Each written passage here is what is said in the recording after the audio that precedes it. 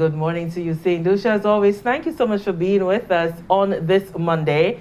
It is the 28th day in the month of February for 2022, and that means the second month in the year has come to an official end today. Imagine that, we're moving fast and furious through 2022.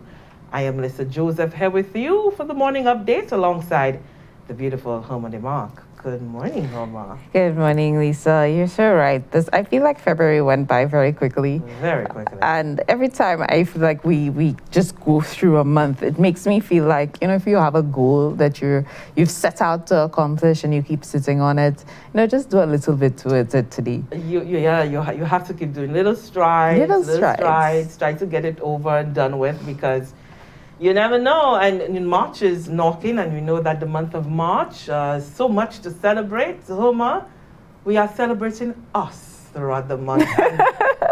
And of course, we have the beautiful Naomi, who is off camera right now, behind the camera.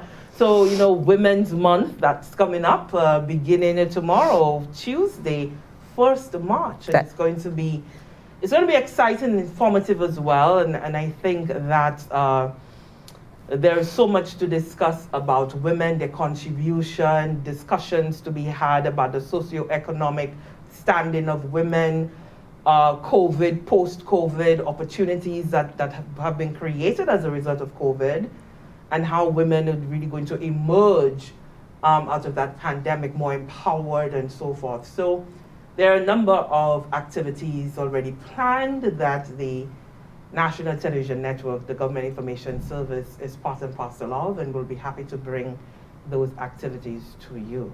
Agreed, Lisa. And there are a number of discussions about Women's Month that I'm looking forward to. I got just an earful of one of them, and it made me quite excited to hear the entire discussion. So that is something that you can definitely stay tuned to the National Television Network for, channel 122. And you know that you could always also view us on Facebook and YouTube at St. Lucia Government.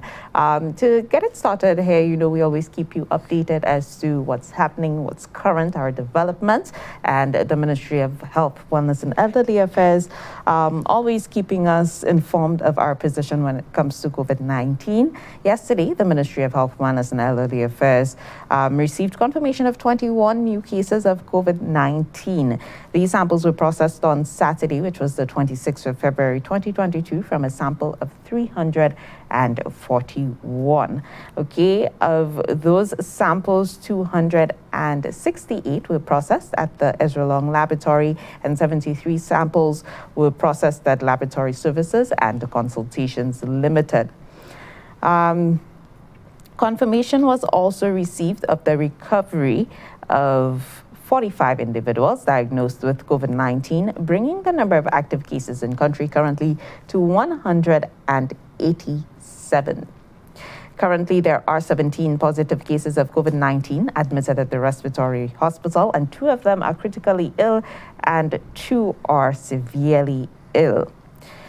Vaccination continues today, and if you are looking to get vaccinated, the VG Sports Complex, Sufre Hospital, and various wellness centers around the island, these are the places that you want to visit between the hours of 9 a.m. to 4 p.m. for a vaccination, to get vaccinated. All right, and as always, just to ensure, put your mind at ease, as they say, I say this here all the time, make sure you have a conversation with your medical practitioner, doctor, or nurse, so that you can discuss some of your concerns with the vaccines, and then you can make an informed decision about your health, keeping yourself, your loved ones, and by extension, the community, wider St. Lucia, safe. We want to be able to, reclaim our independence, if you will, from all of those restrictions and lockdowns, right? And we're still celebrating independence, because That's activities are continuing through to March 13, if I'm not mistaken. So we are still very much in the celebratory mode for St. Lucia's 43rd independence anniversary. That's right, Lisa. And as you mentioned, that one of the activities that, that was a part of our independence calendar was our celebrations in Dubai, our independence celebrations in Dubai. A part of that was the business forum. A lot of headway made at the business forum at Expo 2020 Dubai. We do have a report giving you just a little bit of insight onto the strides made in the investment area. So let's head over to that report for those details.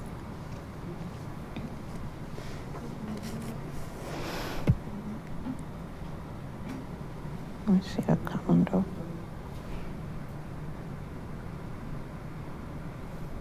St. Lucia is drawing significant interest in the international marketplace as a result of participation in Expo 2020 Dubai. A highlight of St. Lucia's presence at the global event was activities celebrating the island's 43rd anniversary of independence, as well as the St. Lucia Business Forum. St. Lucia's Business Forum at Expo 2020 Dubai showcased the island as an ideal choice for investment. The Business Forum engaged potential investors and heads of some of the country's leading investment agencies in discussion on the opportunities available in St. Lucia. Developers on island also provided insight into their experience. Leading the delegation was Honorable Dr. Ernest Hilaire, Minister for Tourism, Investment, Creative Industries, Culture and Information, accompanied by Minister for Commerce, Manufacturing, Business Development, Cooperatives and Consumer Affairs, Honorable Emma Hippolyte, and Honorable Richard Frederick, Minister in the Office of the Prime Minister with responsibility for housing and local government. Honorable Dr. Ernest Hilaire expressed his satisfaction with the outcome of the forum. The developers actually came, sat in on a panel, shared with the audience why they chose St. Lucia, why they went to St. Lucia, and I thought that was fantastic. Some of the, accounts that were given, some of the testimonials for St. Lucia. And then we had the CIP, which was, for me, one of the, certainly the highlight of the day in terms of St. Lucian citizens, explaining why they chose St. Lucia, what it has meant to them. We took the opportunity to also speak of some of the potential changes that will be made to the program. And I think the day went very well. It was quite exciting. The diverse, groups of persons that were represented here today. And all in all, I believe it was truly worth it. I think we had quite a few developers there, quite a few investors there, and it certainly showed the level of interest that there is in St. Lucia. Minister for Commerce, Manufacturing, Business Development, Cooperatives and Consumer Affairs, Honorable Emma Hippolyte, highlighted the strides made in St. Lucia's manufacturing sector. In the area of manufacturing, our manufacturers continue to excel in their respective areas of business, winning international awards in rums, spices, sauces, and foods. I'm hoping that you'll have an opportunity to taste some of these products. I am certain that after tasting, you would remain faithful clients and ambassadors for St. Lucia. Similarly, our sporting teams and famous athletes like Darren Sammy in cricket and Laverne Spencer in high jump have put St. Lucia on the world map. Coming out of the business forum, Housing Minister Honorable Richard Frederick indicated that the country has attracted the interest of potential investors. I thank God I'm here because I've already met with a representative from the Raj Group of companies. They specialize in a housing type that is relatively cheaply built but can resist all the natural elements. And basically they're saying, look, they want to partner with St. Lucia to put down some houses that would reach the affordability index that we are looking at. So I'm quite happy to be here. All the technology will follow. He promises to let me have everything by tomorrow. And as long as it is something that will bring relief to our people, I'm all in for it. The business forum was held on the 21st of February, 2022. From the Government Information Service, Mark reporting. Just providing some insight there on the investment opportunities to be derived from Expo 2020 and some of the headway that we need over there. And the Expo continues until the end of March. And some of the tangibles. So definitely the networking over the last 6 months that the Expo has been on for is going to bode well for St. Lucia because we're looking at not just investment on the governmental level or for the island as an overall, but certainly a number of businesses will also exhibiting up there in Dubai. And I can only imagine the sort of networking that has been able to take place because all countries around the world, or most of the world's countries, participated in the Expo. So as the Expo comes to an end and, we have the delegation returning, the various delegations, business, export, St. Lucia, and so forth, we'll be able to get an overall view as to how the Expo 2020 fared for St. Lucia. So that's on that end. Still here, the Minister for Agriculture, Honorable Alfred Prosper, he's continuing a sort of consultations with the farming community. And then he visited farmers to obtain some direct information from them on the way forward, still consulting on what that looks like for the agriculture sector where farming is concerned. And he had a tour and also held a meeting with farmers from the agriculture regions 1 and 2. We turn to Lucia Antoine for details on that. Farmers of agriculture regions 1 and 2 got an opportunity to participate in a consultation headed by the Minister responsible for Agriculture, Honorable Alfred Prosper, and Parliamentary Representative for Babonneau, Virginia Poyot, to discuss on what challenges and concerns they faced in crop farming and the way forward in ensuring the success of the agriculture industry.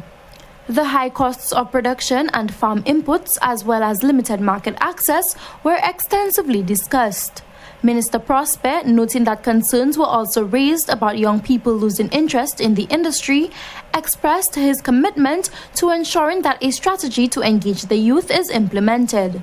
The young people want to know that there is something in it for them. They want to know that there is opportunity for them to make money. And so that is what they have not seen in the sector.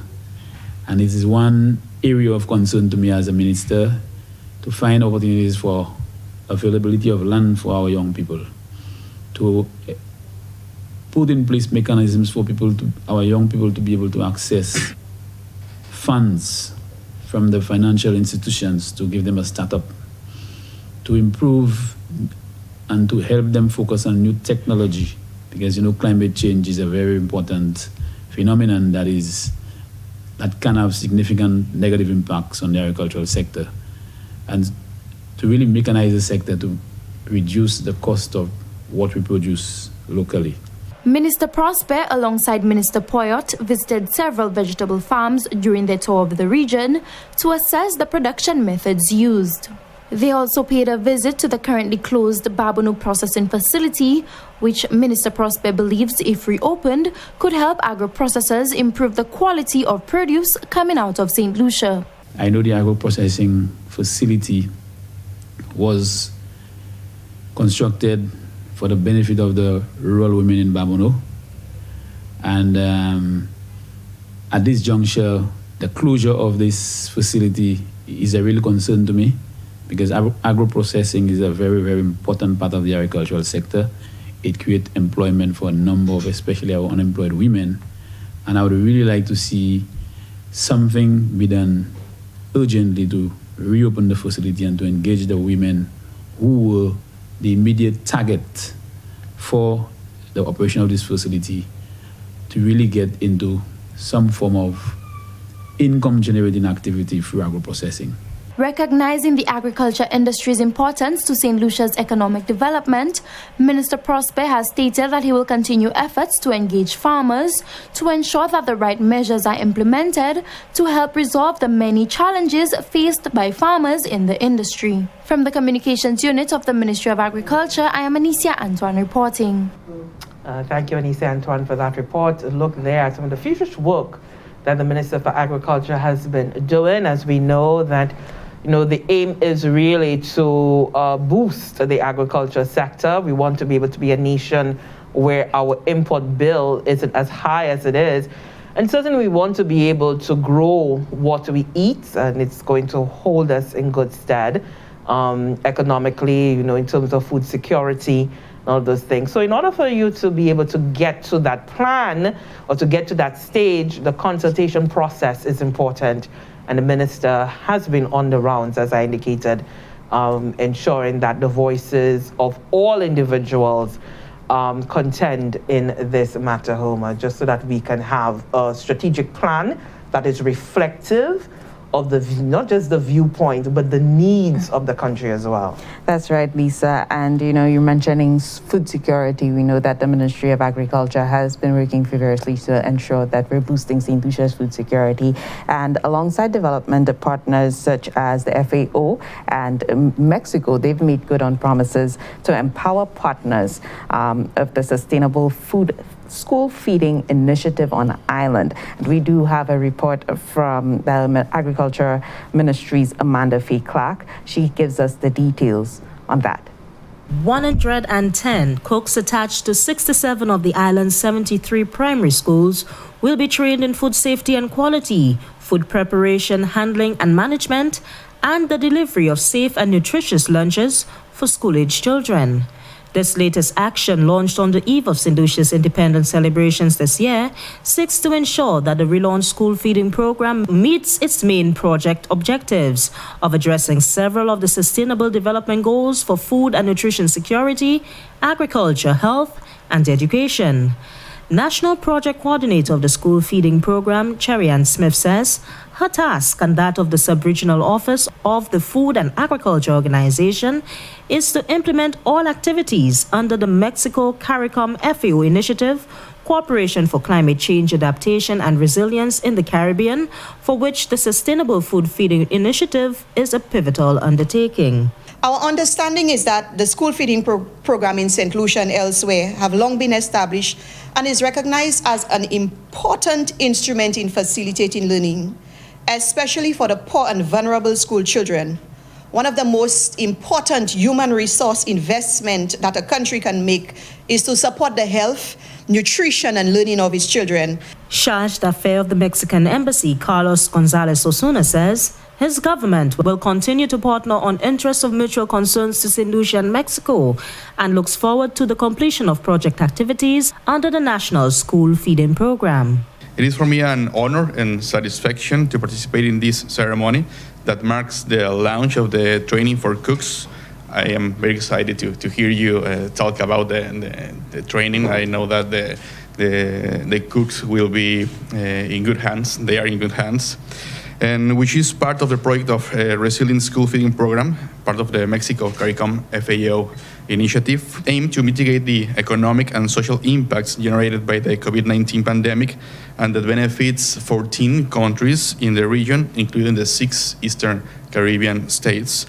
On this occasion, I would like to emphasize that the cooperation provided by the government of Mexico, together with the development of political dialogue, is the most important aspect of our overall relations with St. Lucia and with the Eastern Caribbean states. The training for school cooks will span a 7-week period, after which the Sustainable School Feeding Initiative will make moves to train farmers and extension officers in safe food handling and management techniques and reconditioning school kitchens to meet international food safety standards. From the Ministry of Agriculture, I am Amanda Faye Clark reporting. And that is Amanda Faye Clark from the Ministry of Agriculture. Thank you, Amanda, for that report. And when it comes to nutrition in the schools, it's always so important. And I don't know if we understand how much a good meal contributes to the children's education and ability to concentrate in class.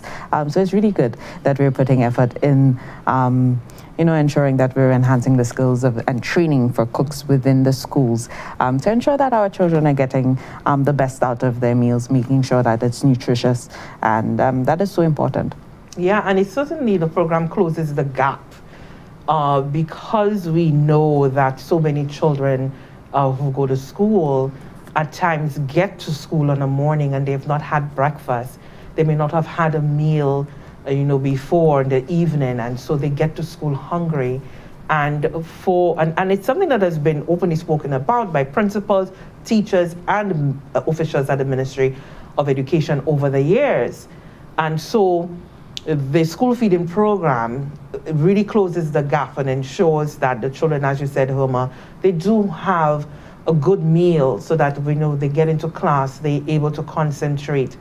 And so the school feeding program has been expanded to include breakfast and not just lunch. So you have breakfast and lunch, so that, and also, on the just social level, that none of the children feel left out in a sense, because there you are at school, you were a vulnerable student, you're from a household with lesser means, and you're in a corner, and you can see your classmates and they're going around, and for those who can't afford, they go to the tuck shop and they're buying this and stuff, and there you are. So, you have all of those emotional, psychological effects as a result of you being less privileged, and you have to deal with that as a child. So I'm happy that the school feeding program can provide that.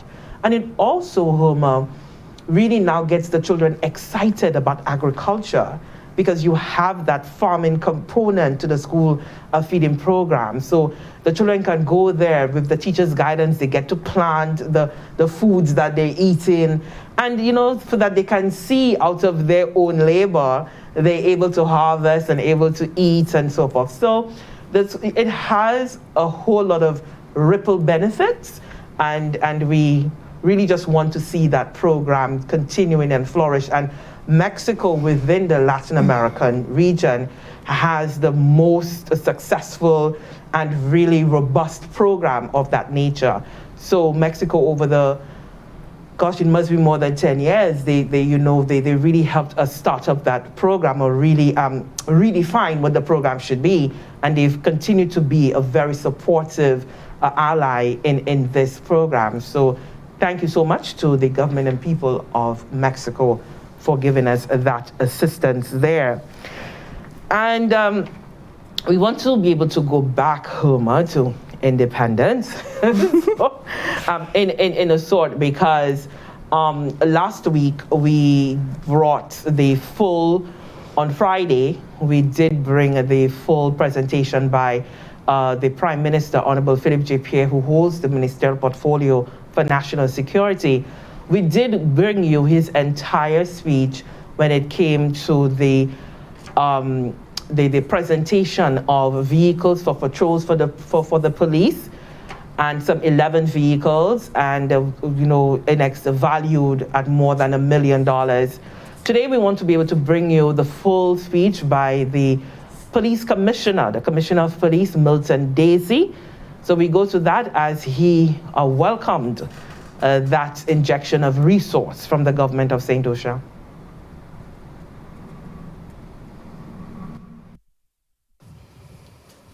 I have the honor here today of attending one of many of the handing over ceremonies as Commissioner of Police. We have received numerous resources on behalf of the Royal St. Lucia Police Force in the past, including vehicles. However, today's handing over ceremony of this fleet of 11 vehicles is especially momentous. It is critical, and it provides hope for the Royal St. Lucia Police Force. It is critical because it's happening at a point in our life as a country and as a people that we are being ravaged by scores of crime, and which includes violent crimes such as gun violence, house invasions, just to name a few. This happens throughout the length and breadth of our country. As Commissioner of Police, I submit that this escapade by a minority of cowardly, unstately, non-law-abiding citizens has to stop. It must stop. And therefore, it is critical that we have the necessary tools to continue to mount the fight against these criminals to restore peace and tranquility among our citizens. This proposed handing over here today, and I say proposed because I'm confident that, Mr. PM, you will not change your mind on it. It provides critical impetus towards achieving this objective, and I'm indeed pleased. As I said before, today's ceremony also provides hope. I could see light through the tunnel. It does because it demonstrates government's commitment and determination to providing the necessary support to our efforts in combating the scourge of criminal activities in our communities. It provides hope to the many citizens who call the police for assistance and may have had to wait for hours upon hours to receive assistance due to unavailability of vehicles. It provides hope. Hope, I said. On behalf of the executive, the rank and file of the Royal St. Lucia Police Force and the citizens that we serve, I would like to express our sincere gratitude to the Prime Minister, the Minister of the Public Service, Home Affairs, Labor and Gender Relations, the rest of the government of St. Lucia, and everyone who was involved in making today a reality. Of course, we are not quite there yet, so we look forward to other ceremonies like this in a very near future. The expectations of the force regarding the utilizations of these vehicles, I know it's very high, and I get it. I have no doubt that my executive and the rest of the commanders of the force will use it as intended. And as such, those vehicles will be assigned to specific departments where the aim would be to target the criminals. It has come at the right time, a time when resources are scarce. I know that the government have competing departments for resources. However, in the wisdom of the Prime Minister, when he asked me, what do we need to do something about the crime situation? And I told him one of the most urgent things, we need a lot of things, but one of the things that I think that we need is the vehicles, a fleet of vehicles that could take these officers into the communities, especially the communities where the criminals believe that they could deter persons from enjoying their residence, from enjoying their homes, and to make them unsafe. The time has come, and I said the time has come now, and officers were listening, and I am sure you will support me in getting out there to the criminals.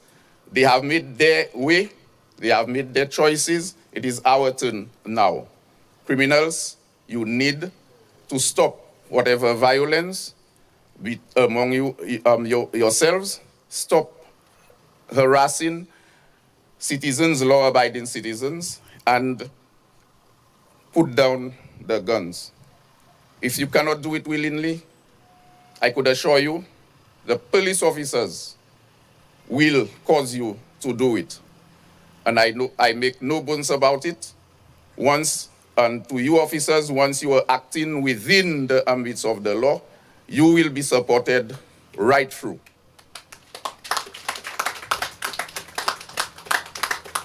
In every situation, it is only you that would be able to justify the level of force that is used. There are varying levels of force that could be used to achieve your objective. Issuing a ticket, I don't think there's any or little force is needed. to issue tickets to drivers. Asking a driver for his driver's license, no force needed once there is compliance. However, in dealing with gun violence, know what it is, especially in the night. Your life may be at danger in responding to situations. I'm urging you to make the right decisions, look at all opportunities available to you, and take the necessary action. And as I've said, you will be supported all the way once you have acted within the ambits of the law. We are starting tomorrow. I thank you. And the police commissioner there, Milton Daisy, speaking that tough talk there, putting the criminals, if you will, on notice, and certainly giving law-abiding citizens the reassurance that the St. Lucia Police Force is going to go all out in ensuring the safety and security of the nation. Undoubtedly, Homer, I said so on Friday when we played the Prime Minister's speech there at that ceremony. There's no doubt that gun violence, gun-related crime really is on the rise. And we, and the Prime Minister made note of it, we do not know on whose doorstep that sort of violence is going to fall onto next. We've had so many innocent citizens who have fallen, and I think we now seem to be having these incidents occur, and we're now seeing people dying, 3 lives taken at a time, 2 lives taken at a time, 4 at a time. So it's certainly gotten to the point where the tough talk, and the government has stepped up to the plate, and the government has given that tangible support. And with that tangible support, the police force can now, take those resources and apply it, to the strategy, and so that we can now begin to feel safer, and for us to be, more at peace when we go to bed at night. Because, and the commissioner again said it, Homer, quite beautifully, while we are in our beds, members of the police force are out there risking their lives. So I'm sure that for their own family members, mothers, fathers, brothers, sisters, husbands, and wives, they are not comfortable in their own beds, just being worried about their loved one being out there doing their job to make sure that all of us are safe. So it is important that even as the police force is doing its part, the government is certainly playing its part, that as individual citizens, we do our part as well. If we notice a situation that is amiss, something suspicious, we have information about any crime that has taken place, we need to assist the police by giving that information to someone we may trust. If you figure you can't trust people, certainly the police commissioner, you can call the office, give that information, give it to a police officer that you trust, so that there can be action taken, and you do not participate in any crime as well. Stolen goods is something that's always a problem, as they call it, hot item. So you don't want to buy something from someone, and at the back of your mind you're thinking, but where that person would have access to something like that, sure, to sell it to me at $20, really? So, if you see those sort of, don't participate in it, report things of that instance and so forth. And the very basic laws of the land, we should all be able to, respect the laws and make sure that we observe the laws, Homer, because all of that plays into a law-abiding society. That's very important. That is very true, Lisa. All right, so we want to now get into another aspect where the government has lent tangible support, and we're talking about the St. Lucia National Trust. And the work of the trust is undoubtedly very important to the country. It's really about preserving our patrimony. And the Prime Minister recently there opened the Interpretation Center at the St. Lucia National Trust headquarters over at Pigeon Island. We want to take in the Prime Minister's address there.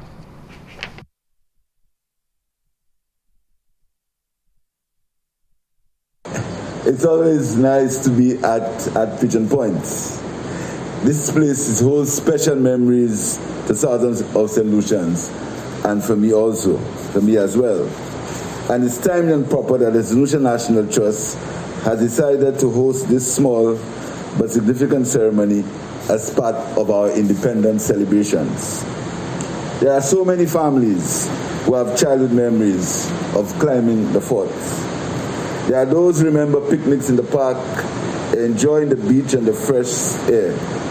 There are many more who remember swaying to the music or singing along with their favorite artists at St. Lucia Jazz. Pigeon Island is an iconic St. Lucian place. Quite a number of people have come here to tie the knot, or at the very least, to have their wedding photos taken and the receptions here. Pigeon Island has been ground zero for the making of thousands of memorable moments. But further to this, it is in many respects the home of the St. Lucia National Trust and all the Trust represents. However, in as much as these experiences are important, Pigeon Island is principally an historic site. It's a place of national memory. It's a place where the people who came and the people who remained. As the largest offshore islet about St. Lucia and being well positioned on the northern side of the island, it has long presented itself to mariners as the first port of call as they rounded the channel into the Caribbean Sea. Our first inhabitants, our first citizens, the Amerindians, were using the island as a place to enjoy the abundance of seafood of its coral reefs for at least 500 years prior to it being sighted by European eyes. The famous one-legged French pilot, Jean de Bois, enjoyed its vantage as a point to launch his attacks during the 16th century. The British settlers of the Montagu expedition considered establishing a colony here in 1722.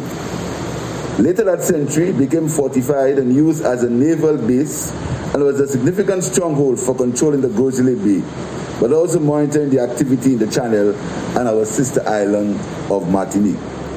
In nearly every battle for St. Lucia, the capture of the island would have been part of the assaults. Later, in the 19th century, it was seen as a more hospitable place for soldiers, and many of the ruins date from that period, built in part by the forced labor of our St. Lucian ancestors. And then even later, the American presence during the World War II, no doubt President Franklin Roosevelt would have cast his eyes into the island with interest when he came into the Grosley Bay in 1942 aboard the U.S. warship. And so, how do you capture 1,000 years of history in a small room? That is no doubt the challenge of historians and curators who must be able to share that story to the thousands of visitors to Pigeon Island. This was no doubt the dreams of the likes of many forward-thinking men and women who formed the St. Lucia National Trust back in 1975. I pay homage to them by name today. Sir Julian R. Hunt, and incidentally, the Cabinet of Ministers named the Cassius Grosley Highway after Sir Julian R. Hunt for his contribution to St. Lucia and to the National Trust.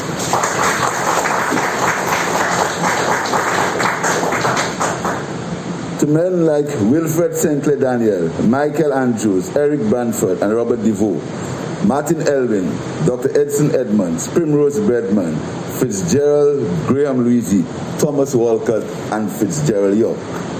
Of these men, 4 are alive today: Branny, Tom, Dr. Edmonds, and Sir Julian.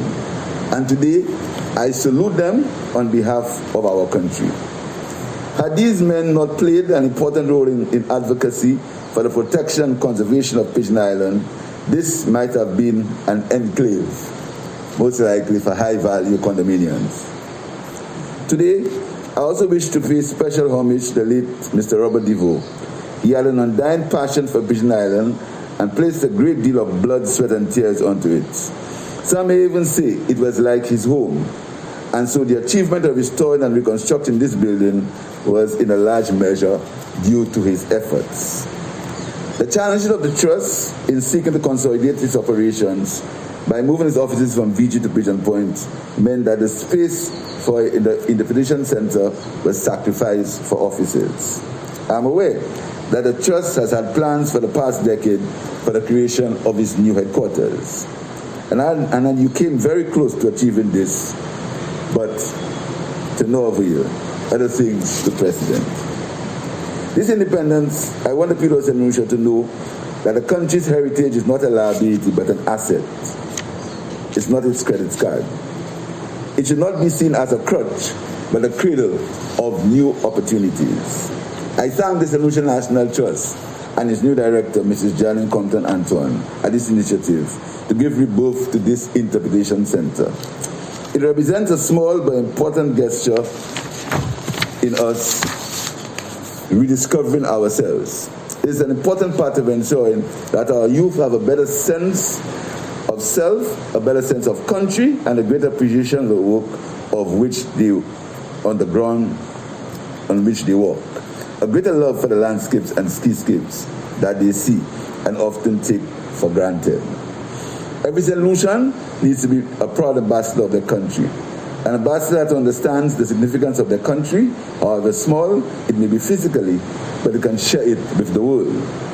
This independence, I also want to underscore the point that the St. Lucia National Trust and many other heritage organizations are indispensable stakeholders in our national development.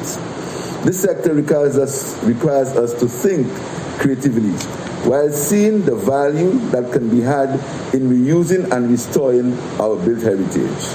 We must create landscapes of character and culture, not sterile, ugly spaces. Heritage is indeed a tourism product and should be promoted as such. It is a rich asset that requires development. It is what differentiates us as a country and enriches the visitor experience. It is what creates these only in St. Lucia memories. We have taken small steps to correct the wrongs of the past. The subvention is back in order, but I know that this does not provide for the extensive growth and development that is required at so many of our heritage sites and treasures around the island. And I want to promise the National Trust that as soon as the fiscal situation improves, the subvention will also improve. Only last week, I think it was 2 weeks ago, the senior minister and his ministry took a significant step in redressing some of the issues that we would like to use that we inherited. We ensured that the St. Lucian, the beaches will continue to remain the property of the people of St. Lucia to be able to access at any time. Our beaches must be able to be accessed at any time. We are not anti-development, we're not anti-tourism, but the people of St. Lucia must never, never be seen as second-class citizens in their own country. I want to thank you for inviting me. I want to congratulate the Trust and Mrs. Antoine, and I look forward to further engagements and further development of the heritage and patronage of St. Lucia. I thank you.